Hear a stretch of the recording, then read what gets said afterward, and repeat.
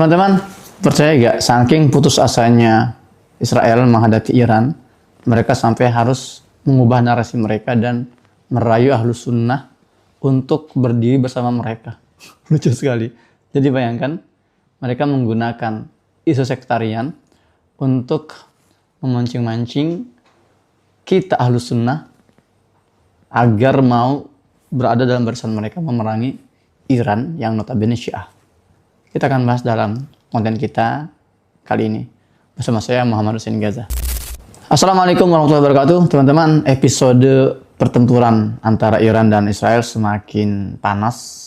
Artinya kemungkinan terjadinya perang dunia ketiga seperti yang banyak diprediksi oleh para analis semakin dekat.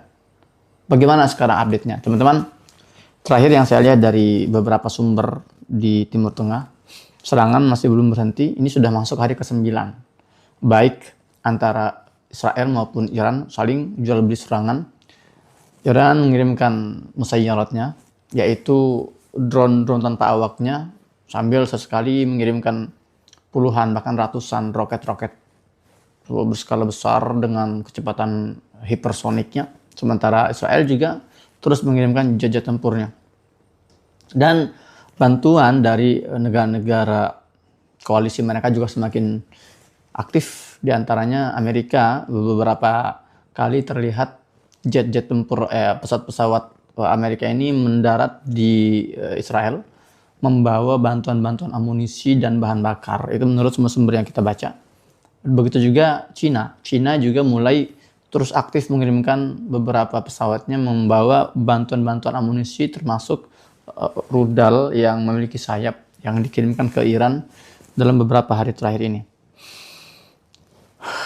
Saya ingin tegaskan lagi, teman-teman, kalau masih ada yang mengira bahwa ini adalah permusuhan sandiwara antara Amerika dan Iran, ya ada baiknya kita memperbanyak lagi literasi tentang geopolitik. Karena sekali lagi, Iran dan Amerika ini adalah modernisasi dari Persia dan Romawi, artinya sudah sejak lama. Ini adalah modernisasi dari kekuatan laut dan kekuatan darat, kekuatan laut milik Romawi dan kekuatan darat milik Persia. Nah, teman-teman, kalau kita melihat narasi dari beberapa pemimpin negara-negara terkait atau statement mereka, ini semakin panas juga. Contoh, Vladimir Putin beberapa jam yang lalu, dia mengeluarkan statement bahwa Rusia adalah partner sejati Iran. Barang siapa yang masih meragukan solidnya kita, konsolidasi kita, ya maka dia tidak paham dengan hubungan antara Iran dengan Rusia itu sendiri. Artinya ada keseriusan di situ. Dan ya sebetulnya gini, kalau kita mau memetakan permusuhan antara blok barat dan blok timur hari ini, itu jelas sekali. Misalnya apa? Rusia itu menghadapi Eropa. Ya, itulah perang antara Ukraina dan Rusia, itu kan perang antara Rusia dan Eropa sebetulnya kan. Kemudian Cina lawannya face to face dengan Amerika. Kemudian Korea Utara face to face dengan Jepang dan Korea Selatan. Kemudian Iran face to face dengan Israel. Memang ini mereka sedang menempati pos mereka masing-masing gitu ya. Nah, dari itu ini adalah satu medan atau satu panggung pertempuran yang memang benar-benar nyata dan bukan hal yang baru. Nah, itulah kenapa para petinggi negara-negara itu juga mereka berhati-hati dalam mengeluarkan statement dan sekaligus mereka juga menunjukkan ketegasannya. Ya. Nah, yang lucu adalah narasi dari Israel yang mulai nyeleneh. Contoh, Benjamin Netanyahu, Perdana Menteri Israel, beberapa waktu yang lalu membuat satu video khusus pesan untuk warga Iran. Dalam videonya dia mengatakan, "Wahai warga Iran, kami tidak punya masalah dengan mereka. Yang sedang kami perangi hari ini adalah rezim yang menjajah kalian." Ini persis seperti bahasa Israel ketika memberikan pesan kepada warga Gaza. Iya gak sih? Mereka selalu menggunakan pesan bahwa yang kami perangi bukan sipil, tapi yang kami perangi adalah Kang Mas yang ada di Gaza, gitu kan, yang menjajah kalian sejak beberapa dekade terakhir. Persis memang. Kemudian tidak puas dengan itu, salah satu aktivis Israel yang juga ini menjadi rujukan juga sebenarnya, rujukan orang-orang Israel dalam dalam mengekspresikan pandangannya. Ya, dalam satu akun Twitter, akun X namanya itu Gilead Meir, kalian bisa cek ya, Gilead Meir. Dia membuat cuitan yang unik sekali, lucu sekali. Begini, saya akan artikan saja ya. Saya akan baca artinya.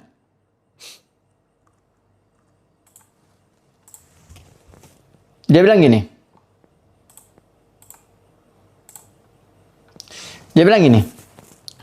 Israel berperang demi membela tempat suci milik Ahlus Sunnah wal Jamaah.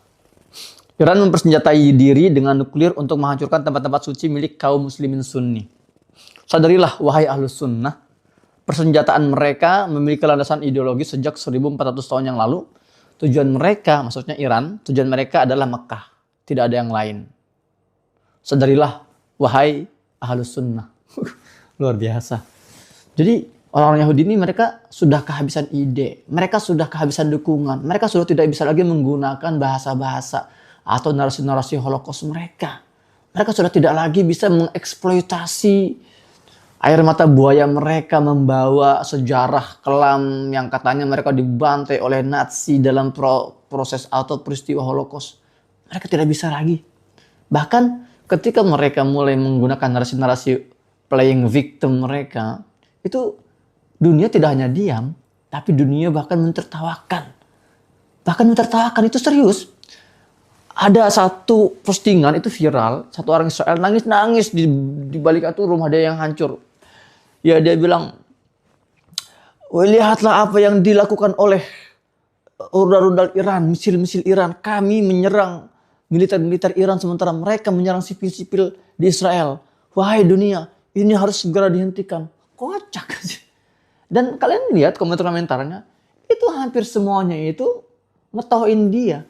Artinya apa? Mereka nggak punya lagi narasi yang bisa mereka gunakan untuk ya make up wajah mereka, ya, untuk mempermak wajah mereka. Sudah hancur. Akhirnya mereka putus asa dan mereka menggunakan narasi baru, yaitu apa? Ahlus Sunnah wal Jamaah. Lucu sekali. Jadi seolah-olah mereka ingin mengajak kita Ahlus Sunnah untuk memerangi Iran. Kan kocak.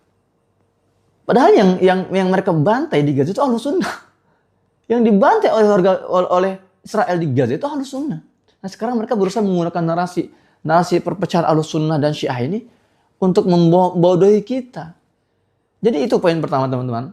Narasi ini menunjukkan betapa mereka sudah desperate, mereka sudah putus asa.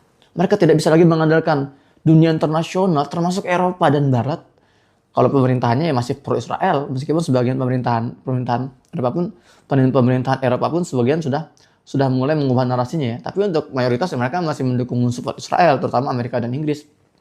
Nah, tapi untuk kalangan grassroots-nya, masyarakat sipil, Eropa dan Barat itu mereka sudah tidak peduli apa yang terjadi dengan Israel, ya itulah hukumannya harus mereka terima.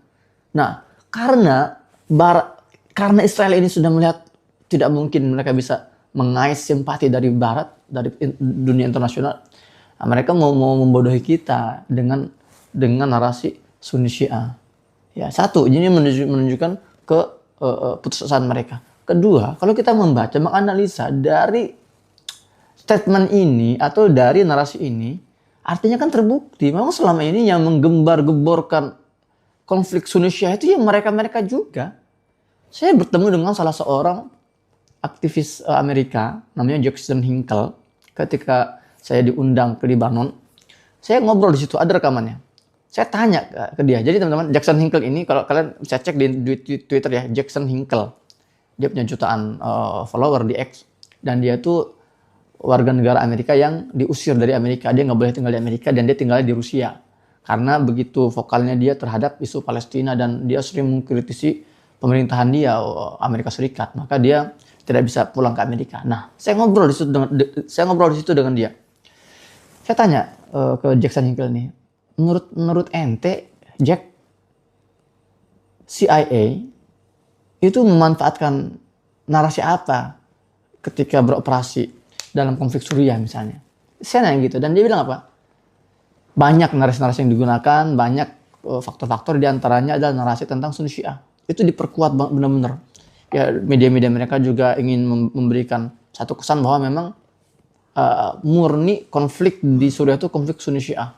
Itu berusaha dimainkan oleh CIA. Itu kata-kata dia ya. Nah, maka dari itu statement yang keluar dari si Gilead Mir ini itu mempertegas fakta itu. Artinya mereka memang sejak awal berusaha memecah barisan umat Islam dengan narasi Sunni Syiah. Seolah-olah yang terjadi di lapangan di Timur Tengah itu pertempuran antara Iran dengan Suriah misalnya, atau dengan antara Garda Revolusi Iran di Suriah, itu murni Sunni Syiah. Seolah memang Garda Revolusi itu memerangi Suriah itu bukan nggak ada konflik politik, tapi ya murni masalah ideologi ini. Kan nggak lucu sebetulnya. Karena sebetulnya di Iran pun, saya pernah ke Iran tahun 2010 karena kita masuk lewat jalur darat, aktivis kemanusiaan jalur darat. Di sana masih banyak orang-orang Sunni yang dibiarkan hidup. Ya, ada masjid-masjid Sunni yang dibiarkan berdiri, mereka ya hidup normal. Ada, artinya kalau memang mereka berperang atas dasar semata-mata Sunni Syiah, harusnya orang Sunni yang di Iran ya bisa lebih dulu dong. Ya.